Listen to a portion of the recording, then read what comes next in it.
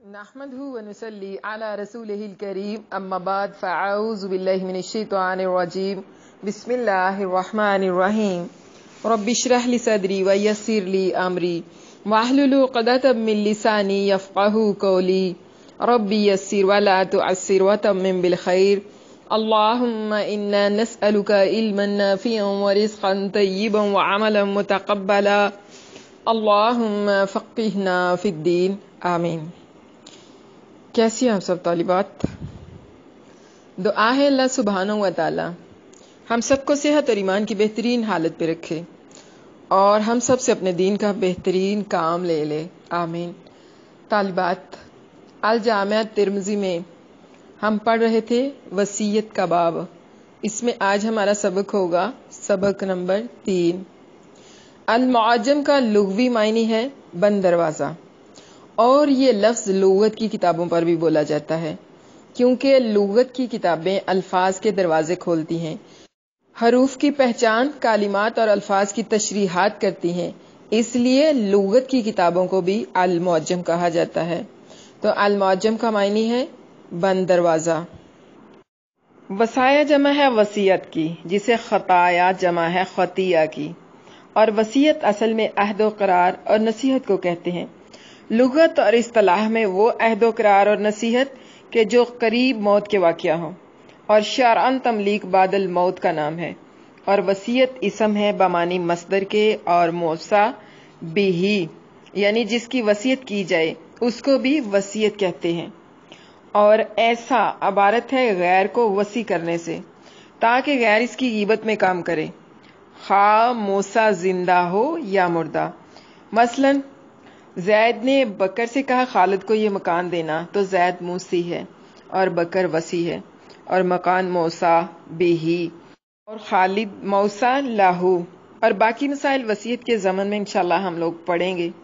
وصیت مستحب ہے اور اہل ظواہر اس کے وجوب کی طرف گئے ہیں، اور پیش از نزول میراث واجب تھی، بعد نزول میراث وجوب منسوخ ہو گیا، اس لیے وصیت وارث کو درست نہیں۔ اور فقہا نے کہا ہے کہ جس پر دین ہو یا ودیت کسی کی اس کے پاس ہو تو لازم ہے اس کو کہ وصیت کر کے گواہ کر لے اس پر۔ باب ما جاء فی الوصیۃ بالثلث، تہائی مال کی وصیت کے بیان میں۔ باب کا نمبر ہے 1۔ عن سعد بن ابی وقاص قال مرضت عام الفتح مرضا اشفیت منہ علی الموت۔ حضرت سعد بن ابی وقاص رضی اللہ عنہ سے روایت ہے کہ انہوں نے کہا میں بیمار ہوا جس سال مکہ فتح ہوا، ایسا کہ قریب ہو گیا میں موت کے۔ فَأَتَانِ رسول اللہ صلی اللہ علیہ وسلم، پس آئے میرے پاس اللہ کے رسول صلی اللہ علیہ وسلم، یعودنی میری عیادت کرنے۔ فَقُلْتُ، پس میں نے کہا یا رسول اللہ صلی اللہ علیہ وسلم، اے اللہ کے رسول صلی اللہ علیہ وسلم، ان لی مالاً کثیراً، میرے پاس بہت زیادہ مال و دولت ہے، ولیس یارثونی، اور میرا کوئی وارث نہیں ہے، الا ابنتی، سوائے ایک بیٹی کے، فاوصی بمالی کلہ، کیا میں اپنے سارے مال کی وصیت کر دوں؟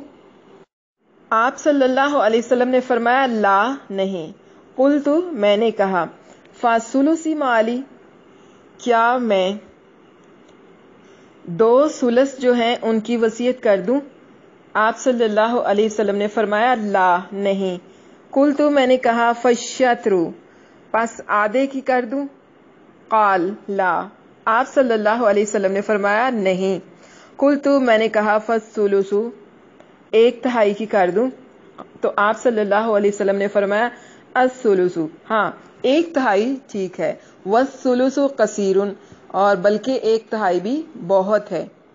انک ان تذر ورثتک اغنیاء، اگر تو چھوڑ جائے اپنے ورثاء کو غنی، خیر بہتر ہے، من ان تذرہم، یہ کہ تو چھوڑ جائے ان کو عالۃ فقیر، یتکففون الناس، یہ کہ وہ مانگتے پھرے لوگوں سے، وانک لن تنفق نفقۃ الا اجرت فیہا، تو خرچ نہیں کرے گا کسی اہل حقوق پر کوئی خرچ کرنے کی چیز، مگر الا اجرت فیہا، مگر تجھے اس کا بدلہ دیا جائے گا، یا تجھے اس کا اجر دیا جائے گا، حتی یہاں تک کہ اللقمتا ایک لقمہ، ترفعوہا الی فی امراتی کا ایک لقمہ کھانے کا اگر تو اپنی بیوی کی طرف اٹھائے، یعنی اگر کھانے کا ایک لقمہ تو اگر اپنی بیوی کو کھلائے تو وہ بھی تیرے لیے اجر کا باعث ہوگا، یعنی ایک لقمہ اٹھا کر بیوی کے منہ کی طرف لے کے جانا، بیوی کے یا منہ میں ڈال دینا ایک ہی بات ہے،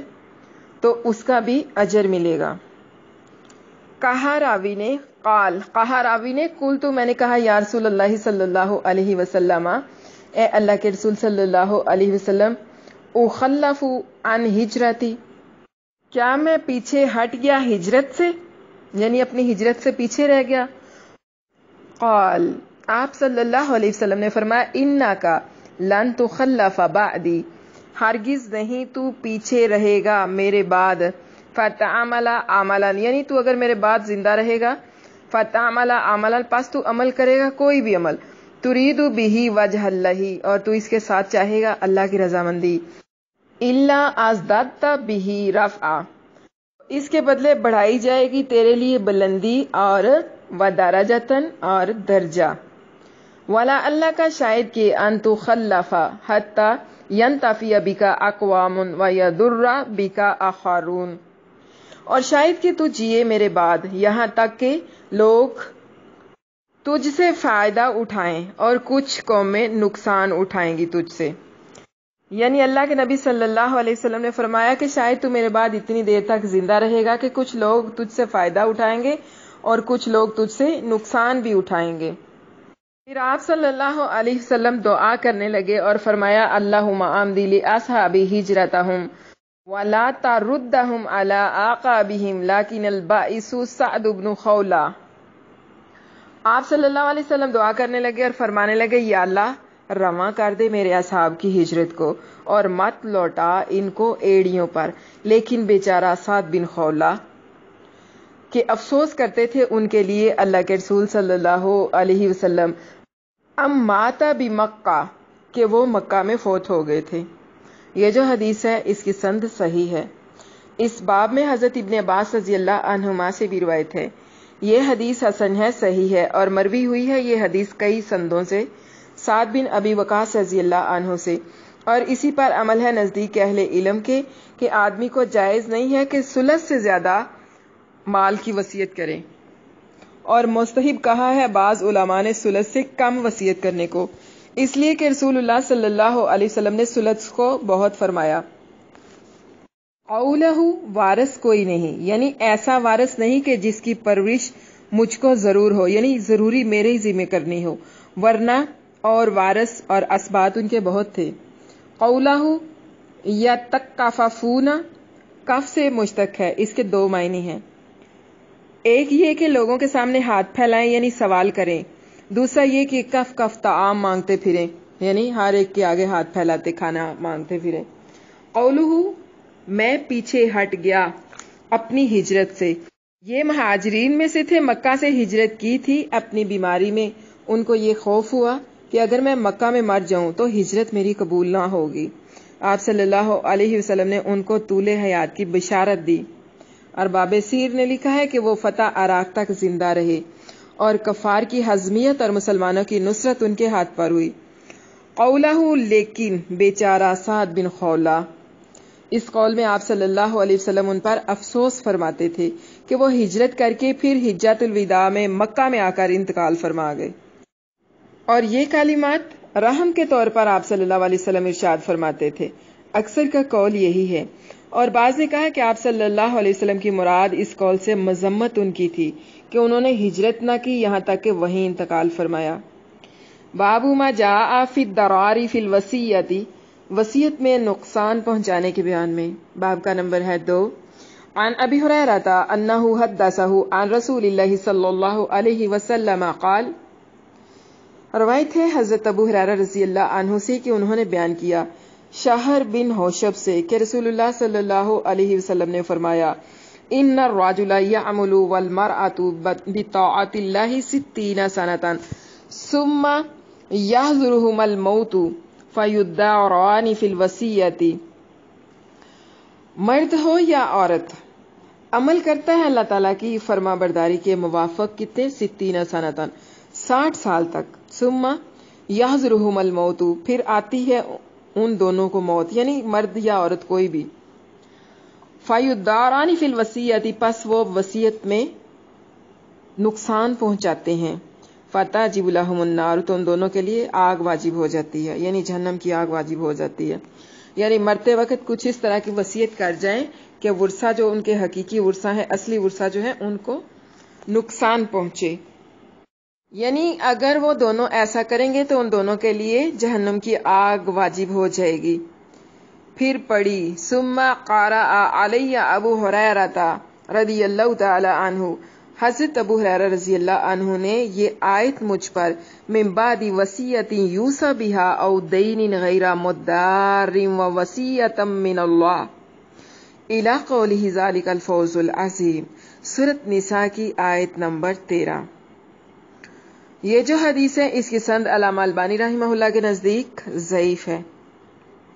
اس میں شہر بن حوشب راوی ضعیف ہے جبکہ بعض محققین کہتے ہیں کہ اس کی سند حسن ہے.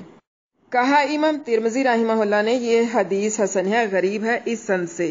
اور نظر بن علی جو اشعث بن جابر سے راوی ہیں دادا ہے نظر جو حزمے کے غیر مضار یعنی وصیت ایسی ہو کہ ضرر نہ ہو یعنی نقصان نہ ہو با سبب اس کے کسی کو یعنی اس کی وصیت کرنے سے کسی دوسرے حقدار کی حق تلفی نہ ہو.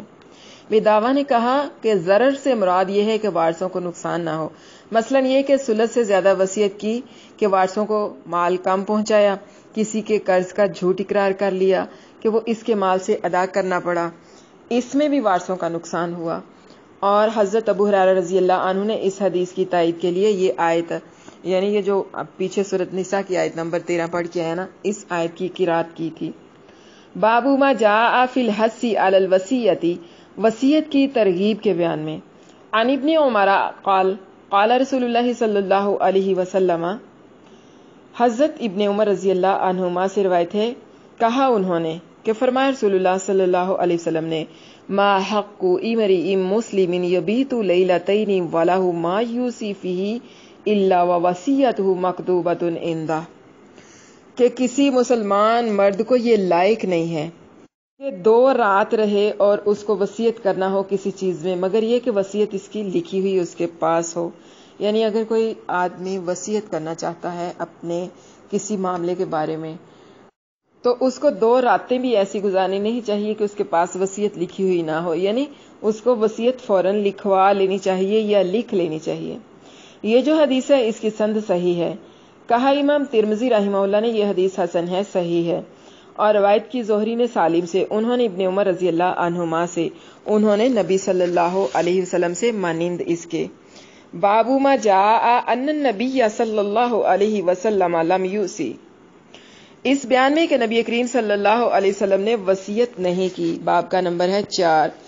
عن طلحة بن مصرف قال قلت لابن ابی اوفا اوصى رسول اللہ صلی اللہ علیہ وسلم قال لا قلت کیف کتبت الوصیۃ وکیف امر الناس قال. روایت ہے طلحہ بن مصرف سے, کہا انہوں نے ابن ابی اوفا سے کیا اللہ کے رسول صلی اللہ علیہ وسلم نے وصیت کی تھی؟ انہوں نے فرمایا نہیں. پھر پوچھا انہوں نے کیوں کر لکھی گئی وصیت اور کیا حکم کیا آپ صلی اللہ علیہ وسلم نے آدمیوں کو؟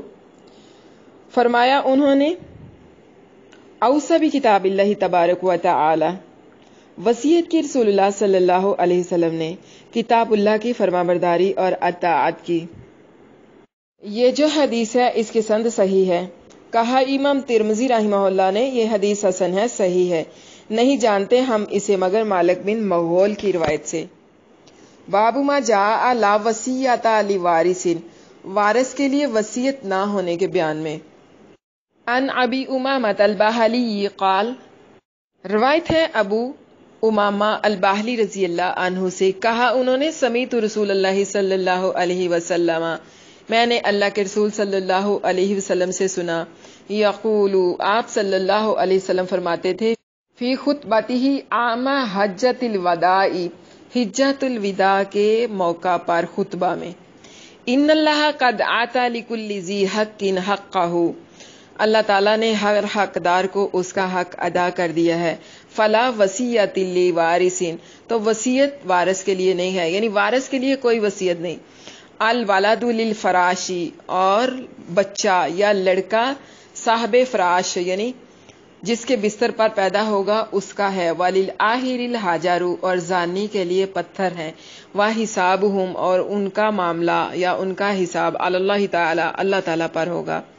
ومن ادعا الی غیر ابیہ او انتمى الی غیر موالیہ فعلیہ لعنۃ اللہ التابعۃ الی یوم القیامہ، جس نے خود کو اپنے والد کے سوا کسی اور باپ کے نام کے ساتھ منسوب کیا یا اپنے موالی کے سوا اور کی طرف نسبت کی، اس پر لعنت ہے اللہ کی، یعنی پے در پے اس پہ اللہ تعالیٰ کی لعنت ہے قیامت کے دن تک. لا تنفق امرأۃ من بیت زوجہا الا باذن زوجہا، نہ خرچ کرے کوئی عورت اپنے شوہر کے گھر سے مگر اس کی اجازت کے ساتھ، یا اس کی اجازت کے بنا کوئی چیز خرچ نہ کرے. قیلا، کہا گیا، یا رسول اللہ صلی اللہ علیہ وسلم، اے اللہ کے رسول صلی اللہ علیہ وسلم، ولد طعام، اور کھانا بھی نہیں. قال، آپ صلی اللہ علیہ وسلم نے فرمایا، ذالک افضل اموالنا، یہ تو ہمارے افضل مالوں میں سے ہے. ثم قال، پھر آپ صلی اللہ علیہ وسلم نے فرمایا، العاریۃ مؤدات، مانگی ہوئی چیز اس کے مالک کو واپس پھیر دینی چاہیے. والمنحۃ مردودۃ، اور منحہ پھیر دینا ہے اور قرض ادا کرنا ہے. والدین، اور قرض مقدیون ادا کرنا ہے. والزعیم، اور ضامن. غارم، ذمہ دار ہے اس چیز کا جس کی اس نے ضمانت دی ہے. اسنادہ صحیح، اس کی سند صحیح ہے. اس باب میں عمرو بن خارجہ اور انس بن مالک سے بھی روایت ہے. کہا امام ترمذی رحمہ اللہ نے یہ حدیث حسن ہے، صحیح ہے، اور مروی ہوئی ہے ابو امامہ سے اس سند کے سوا اور سند سے بھی. اور روایت اسماعیل بن عیاش کی اہل عراق اور اہل حجاز سے کچھ قوی نہیں، وہ روایت کے جس میں وہ متفرد ہوں، اس لیے کہ انہوں نے اہل عراق اور حجاز سے مناکیر روایتیں کی ہیں، اور روایت ان کی اہل شام سے صحیح تر ہے. ایسا ہی کہا محمد بن اسماعیل نے، سنا میں نے احمد بن حسن سے، کہتے تھے کہا احمد بن حنبل نے، کہا اسماعیل بن عیاش صحیح تر ہیں بدن میں یعنی ہوش و حواس میں، بقیہ سے، اور بقیہ کی بہت ساری جو احادیث ہیں وہ منکر ہیں ثقات سے. اور سنا میں نے عبداللہ بن عبد الرحمن سے، کہتے تھے سنا میں نے زکریا بن عدی سے، کہتے تھے کہا ابو اسحاق فزاری نے، لو تم بقیہ سے وہ حدیثیں جو روایت کی ہیں انہوں نے ثقات سے، اور نہ لو وہ جو روایت کی ہیں اس نے اسماعیل بن عیاش سے، خواہ وہ ثقات سے ہوں یا غیر ثقات سے ہوں. روایت ہے عمرو بن خارجہ سے کہ نبی کریم صلی اللہ علیہ وسلم نے خطبہ پڑھا اپنی اونٹنی پر، اور میں اس کی گردن کے نیچے تھا اور وہ جگالی کر رہی تھی اور اس کا تھوک میرے دونوں شانوں کے بیچ میں بہہ رہا تھا. اس وقت سنا میں نے آپ صلی اللہ علیہ وسلم کو فرماتے تھے کہ اللہ عز و جل نے مقرر کر دیا ہے ہر حق والے کا حصہ، سو اب وصیت نہیں ہے وارث کے لیے، اور ولد صاحب فراش کی طرف منسوب ہے اور زانی کے لیے پتھر ہے. یہ جو حدیث ہے یہ صحیح ہے. کہا امام ترمذی رحمہ اللہ نے یہ حدیث حسن ہے، صحیح ہے. اب وصیت نہیں جائز وارث کے لیے، یعنی قبل نزول آیت میراث تو وارثوں کے لیے وصیت واجب تھی، یعنی جب تک میراث کی آیت نہیں تھی نا اتری تب تک وصیت جائز تھی. اس کے بعد جب میراث کی آیت اتر آئی، اللہ تعالیٰ نے حقداروں کے حصے مقرر کر دیے، تو پھر بعد میں وصیت جو تھی وہ منسوخ ہو گئی. اب بعد نزول کے وجوب نہیں رہا، اور در صورت یہ ہے کہ ایک وارث کا نقصان ہو دوسرے کے لیے وصیت کرتے ہیں تو یہ وصیت ناجائز ہوگی. بمنطوق قرآن کے اللہ تعالیٰ فرماتا ہے غیر مدار، اور اگر کوئی وارث نہ ہو سوائے ایک کے تو وصیت اسے جائز ہوگی، اس لیے کہ اس میں کسی کا نقصان نہیں. جیسے مثلا وصیت کی زوجہ نے اپنے زوج کو یا زوج نے اپنی زوجہ کو، اور وہاں اور کوئی وارث ہی نہیں تو وصیت صحیح ہوگی. اگر زوجہ نے اپنے زوج کے لیے نصف مال کی وصیت کی تو تمام مال اس کا ہوگا، یعنی جب کہ زوجہ کا کوئی وارث نہ ہو. آدھا مال تو ویسے بھی اس کا ہونا ہے نا، تو جب اس نے آدھے مال کی وصیت کر دی تو پھر سارا مال اس کا ہو گیا. قولہ، اور لڑکا منسوب ہے صاحب فراش سے، یعنی جب کسی نے کسی کی زوجہ منکوحہ سے یا اما موتا سے زنا کیا اور لڑکا ہوا تو نسب اس کا اس عورت کے زوج اور سید سے لگے گا، نہ کہ اس زانی سے، بلکہ زانی کے لیے پتھر ہیں. اور اس کے دو مطلب ہیں. ایک تو یہ کہ فرمانا زجرہ ہے، جیسے کہتے ہیں کہ فلانے پر خاک ہے، یعنی فلاں پہ مٹی ڈالو. دوسرا یہ کہ یہ بیان واقعی ہے، یعنی وہ مستحق ہے رجم کا. اور جس نے اپنے کو ولد ٹھہرایا، مراد یہ کہ خود انکار کیا اپنے باپ سے کہ یہ میرا باپ نہیں، اور کسی کو اپنا باپ مقرر کیا، یہ کہ جیسے اکثر لوگ شیخ سے سید بن جاتے ہیں یا بزرگوں کی اولاد اپنے تئیں بناتے ہیں. اور منیحہ وہ جانور ہیں کہ کسی کو دیا اس لیے کہ اس کے دودھ سے فائدہ اٹھاؤ، پھر مالک جب چاہے اسے واپس لے لے گا، یا کسی درخت سے پھل کھانے کی یا کسی زمین میں زراعت کی اجازت دینا. پچھلے سبق میں بھی وراثت کے بارے میں کچھ سوالات لکھوائے گئے تھے، آج بھی کچھ لکھواتے ہیں، نوٹ کر لیجئے. فرائض سے کیا مراد ہے؟ قرآن کریم میں کون سے مقررہ حصے بیان کیے گئے ہیں؟ فرائض اور فروض یہ فرض کی جمع ہے جو اسم مفعول مفروض کے معنی میں استعمال ہوتے ہیں، جن سے مراد مقررہ حصہ ہے. قرآن کریم میں 6 فرضی حصے بیان کیے گئے ہیں. نمبر 1، عربک میں بولتے ہیں النصف، اردو میں کہتے ہیں آدھا، اور ریاضی میں اس کو بولتے ہیں 1/2. نمبر 2، الربوع، چوتھائی، یعنی عربک میں کہتے ہیں الربوع، چوتھائی اردو میں، اور ریاضی میں اس کو کہتے ہیں 1/4. نمبر 3، الثمن، اردو میں کہتے ہیں 8واں، اور ریاضی میں کہتے ہیں 1/8. 4، الثلثان، 2/3، اردو میں 2/3 اور میتھ میں 2/3. 5، الثلث، اردو میں کہتے ہیں تہائی کو، اور ریاضی میں کہتے ہیں 1/3. 6، السدس،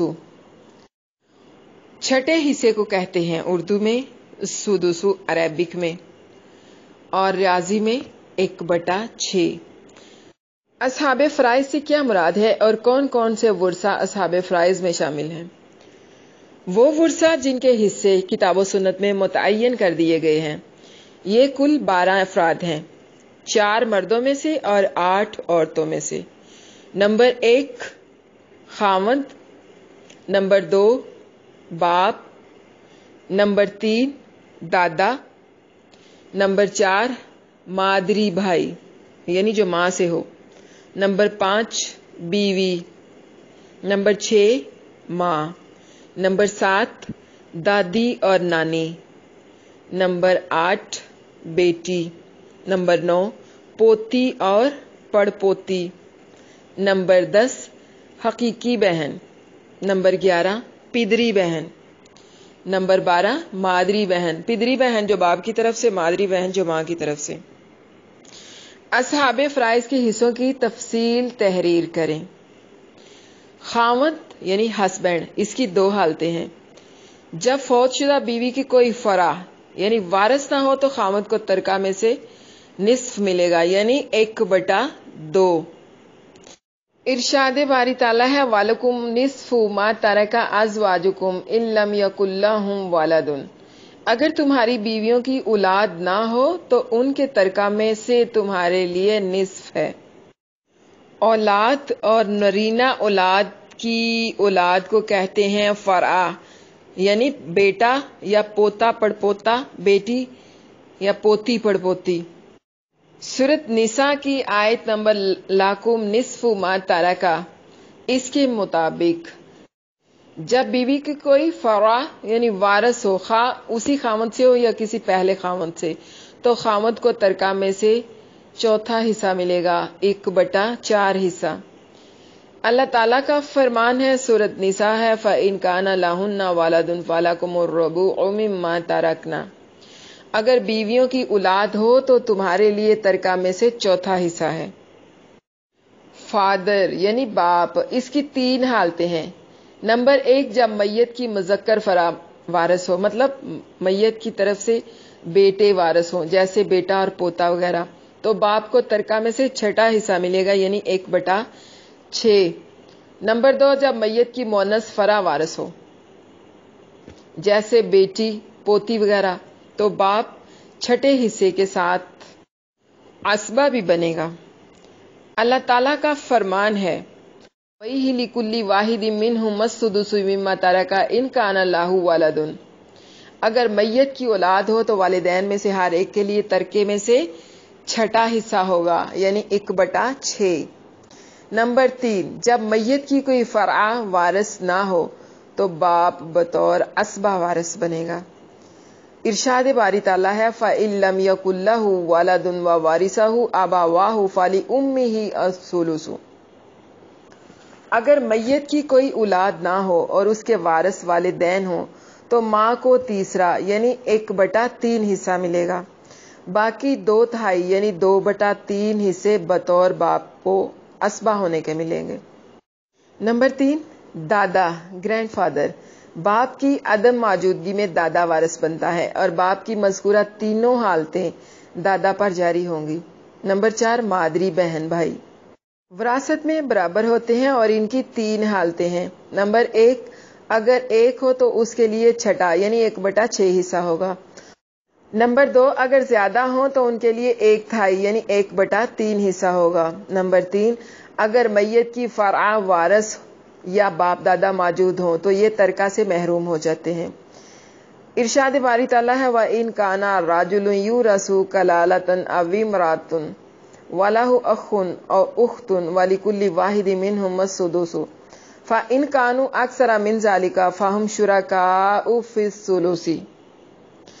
اگر کوئی میت مرد یا عورت کا لالا ہو جس کا اصل یا فرع میں سے کوئی نہ ہو اور اس کا ایک بھائی یا ایک بہن ہو تو ایک کو چھٹا یعنی 1/6 حصہ ملے گا۔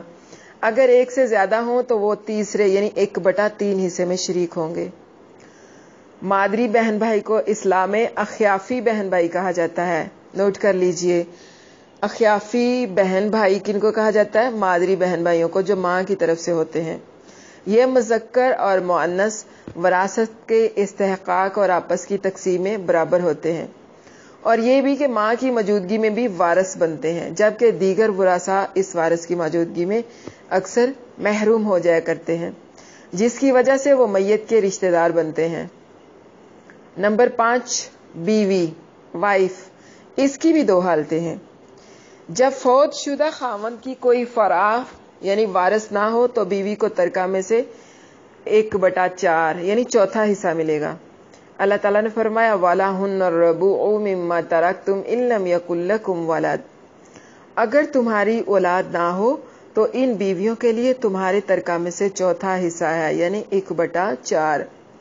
نمبر 2، جب خاوند کی فرع یعنی وارث ہو تو بیوی کو اس کا 8واں حصہ ملے گا، جائیداد کا 1/8 حصہ۔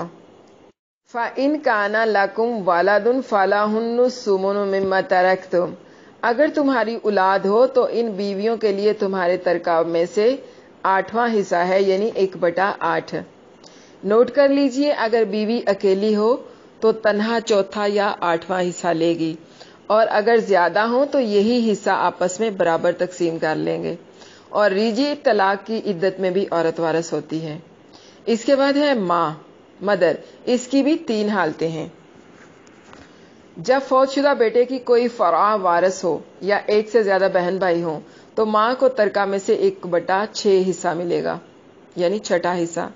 ارشاد باری تعالیٰ ہے، وَلِأَبَوَيْهِ لِكُلِّ وَاحِدٍ مِّنْهُمَا السُّدُسُ مِمَّا تَرَكَ إِن كَانَ لَهُ وَلَدٌ۔ اگر میت کی اولاد ہو تو والدین میں سے ہر ایک کے لیے ترکہ میں چھٹا حصہ ہے یعنی 1/6۔ فَإِن كَانَ لَهُ إِخْوَةٌ فَلِأُمِّهِ السُّدُسُ۔ اگر میت کے بہن بھائی ہوں تو ماں کے لیے چھٹا حصہ ہے یعنی 1/6، جبکہ مذکورہ وارث اولاد یا ایک سے زیادہ بہن بھائی نہ ہوں تو ماں کو کل ترکہ کا 1/3 حصہ ملے گا یعنی 1/3۔ 3 حصہ۔ جب میت کے والدین کے ساتھ خاوند یا بیوی میں سے کوئی ہو تو ماں کو باقی ماندہ ترکہ کا 1/3 حصہ ملے گا، یعنی 1/3۔ سبحان ربک رب العزت عما یصفون وسلام علی المرسلین والحمد للہ رب العالمین۔ رب اغفر وارحم وانت خیر الراحمین، وصلی اللہ وسلم وبارک علی نبینا محمد وعلی آلہ واصحابہ اجمعین، آمین ثم آمین یا رب العالمین۔ الحمدللہ آج کا سبق مکمل ہوا۔ آج کے لیے اتنا کافی ہے۔ آج کے سبق کو لے کر مزید اگر کوئی سوال پوچھنا ہے تو آپ لوگ پوچھ سکتی ہیں۔ بسم اللہ الرحمن الرحیم۔ سترے کی مقدار کا تعین کرتے ہوئے اللہ کے نبی صلی اللہ علیہ وسلم نے فرمایا، اذا وضع احدکم بین یدیہ مثل مؤخرۃ الرحل فلیصلی ولا یبالی من مر وراء ذلک۔ جب تم میں سے کوئی شخص نماز ادا کرتے وقت اپنے سامنے اونٹ کی کاٹھی کی پچھلی لکڑی کے باقدر اونچائی میں کوئی چیز رکھ لے تو نماز پڑھ لیا کرے اور کچھ پرواہ نہ کرے کہ اس کے سترے کے دوسری جانب کون گزر رہا ہے۔ اس حدیث سے جہاں سترے کی کم از کم اونچائی معلوم ہوتی ہے، وہیں اس سے یہ بات بھی نکلتی ہے کہ زمین پر خط کھینچ کر اسے سترا قرار دینا درست نہیں۔ سنن ابی داؤد میں جو حدیث اس کے بارے میں آئی ہے وہ ضعیف ہے۔